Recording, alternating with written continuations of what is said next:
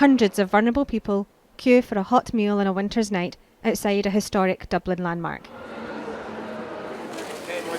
The charity, Muslim Sisters of Era, is distributing food outside the General Post Office. Most of the people here are homeless. The council is just offering us tents. There's not enough places for the child to get food. We don't get enough money in ourselves, you know. The government should be looking after us, the Irish. Not foreigners, us. And that's the truth. And that's why I'm angry. I'm from Romania. I used to work till my company went into liquidation. And that happened last year. And since then, I'm having difficulties finding a job. And where do you live? A hostel. Is that all? No, there's three of them. Lorraine O'Connor is director of Muslim Sisters of Era. Along with the charity's volunteers, they've spent the day preparing the weekly food bank.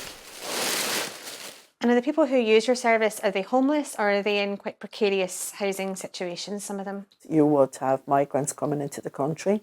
You would have migrants in direct provision centre. Then you have families in hotel accommodation who are waiting to be housed. Then you have people in hostels, single people in hostels. Then you have rough sleepers.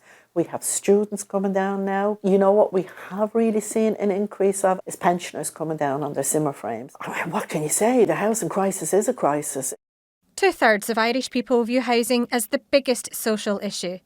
That's compared to just 1/10 of people in the rest of the EU.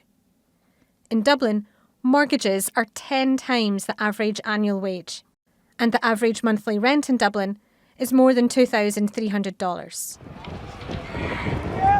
Analysts say the housing crisis was the underlying cause of a riot in Dublin that shocked Ireland, and they blame a small number of far-right groups for whipping up anti-migrant sentiment. They're really manipulating and fooling people into that they're actually concerned for their conditions. They're not. And it reaches this illogical point where they're now like burning out accommodation that is potentially for asylum seekers. And recently in Dublin, they burnt out accommodation that's actually due to be for homeless families. It is Irish landlords who are evicting Irish people onto the streets and making them homeless. What we do have here is what our president has called is a social catastrophe.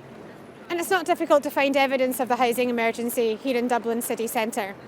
The housing crisis, the high cost of living and increased migration to Ireland are all part of the public discourse as Ireland heads into an election period. In June there will be European and local elections, and at some point before February 2025 there will be a national election. In roughly 2 hours, the food's gone, 500 meals having been distributed, and the Muslim Sisters of Era are packing up for the night. They'll be back here in a week's time, ready to do it all over again. Claire Herriot, TRT World, Dublin.